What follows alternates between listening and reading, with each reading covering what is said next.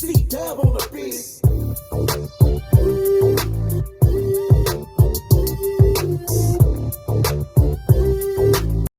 Approaching homes in the Ramona Gardens public housing complex, lighting Molotov cocktails, launching them into the homes of 3 African-American families. Their motive, drive them out. You saw this coming. Yes, we did. Graffiti, since painted over, of hate language. We were trying to educate the community about the impact of putting such things up. Lou Calanchi heads Legacy LA, a nonprofit steering Ramona Gardens youth from gangs and empowering them with a vision that improving their community must start with them. A lot of our kids join gangs because they're failing at school. If they're failing at school, they're not going to go to school. 6 of those charged in the 2014 firebombings have since pleaded out. Their potential maximum sentence, over 30 years in prison. The prosecutor saying a heavy penalty is meant as a deterrent. Sending a message both to the gang but also to the victims of these crimes that no matter where you live in Ramona Gardens or you live in Beverly Hills, we're here to protect your civil rights. Scores of arrests have since debilitated the dominant gang. Yet, instead of tranquility here, a power vacuum. 2 drive-bys last year, new gangs competing for control. The president of Ramona Gardens, Anna Bryan, says her own teenage sons have been recruited. How does he feel about that? Terrible, because he's afraid now. So it's scary. It's a scary time in the sense that it's unknown. Solutions? Stakeholders say programs such as Legacy LA need more support, because the only strategies that work here are the ones mobilized by the community. I'm optimistic. We're working hard. We're strengthening partnerships. We absolutely rely on them to prevent the replacement of one bad gang with a worse gang. Hello, I'm Mark. Hey, yo, what's happening, man? This is your host, most the great Day Late Dollar Short News, man. Tap the like, the share, the subscribe, and all that old good stuff, man, so you be tuned in to the latest and the greatest. Hit the notification bell so you'll be notified every time this Day Late Dollar Short News vlog drops, man. What's going on with y'all out there? Hope everybody's having a positive and blessed day. And on today's topics, we're going to be talking about Latino and Black relations and what's really going on in South Central Los Angeles.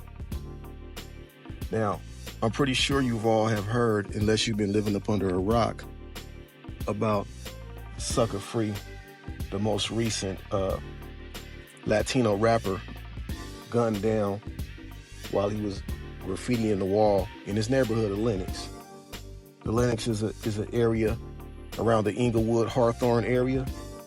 Lenox 13, the southern Latinos out there, and they push the 13. I wouldn't necessarily say that they push NK, but they do beef it with a lot of black gangs in that area. Bloods, and I believe some Tongue and Crips as well. He had a controversial song talking about his distaste for black people, and some southern YouTubers, Dubs to be exact, was stating that, hey, he's not racist, man. It's just a song, and his particular hood beef with all black gangs.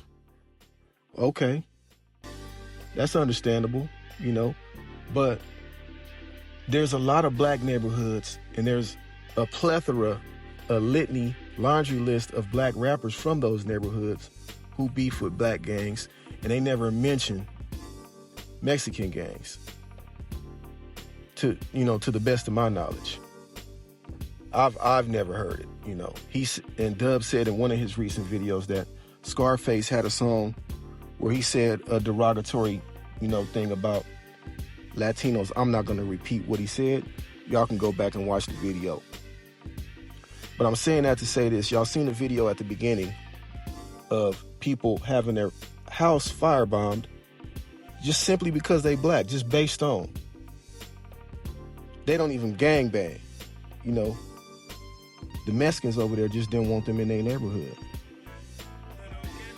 Black people don't get down like that. I grew up in a predominantly Mexican city. Black people only make up 6% of the population here in Bakersfield. it is nowhere near the amount of friction and conflict that goes on in Los Angeles as it is here. There's 750,000 people in Bakersfield, California, so, it's not a small city, and it's steadily growing. It's one of the fastest growing cities in California outside of the Inland Empire. But when we do beef, it get cracking. When we beef, and I've been in a couple of melees and situations in the county jail, that's county jail stuff, man. You know what I'm saying? That kind of turned me, I'm not gonna say it turned me racist, but it made me feel a way. Because these are people that I grew up with, and a lot of them, I couldn't hardly even speak to them. The things change, the narrative changed once you get into jail, man. If you've been to jail, if you've been to prison, if you know. It was the first time that I had ever experienced anything like that, to where we can't smoke after one another, we can't drink after one another. I grew up with these guys all my life, man. My neighbors, were Latinos. So I don't know nothing but us being on those type of terms. But I understand that they are indoctrinated in hatred for black people. And I'm giving you an Amazon Prime example from the video that I displayed before we got to this conversation. You see, Dubs would like to say that when Mexican street vendors get robbed, it's a racial issue. What the fuck does somebody getting robbed have to do with their race? When black people rob black people, is that racist? No, it's not. We had these things out here called the La Rosa Pops. There's this ice cream. They push these ice cream carts. Guess who was robbing them? Mexicans was robbing them. And black people was robbing them. So it has nothing to do with races. See, people like soft targets. A person would rather walk into a bank with a note if it's a little credit union and it's close by the freeway. People gonna always commit the easiest crimes they can commit. So a Latino at a food truck, trailer, food truck, whatever the case may be, right? They're gonna have some money on them because they have to give people change. They're not gonna say anything to the authorities because most of them are undocumented. So, hey, it's no harm, no foul to the person that's robbing. That's a free throw. It's an easy layup. They don't necessarily want to hurt the street vendor. They just want some money, man. People going through things, and I'm not excusing it.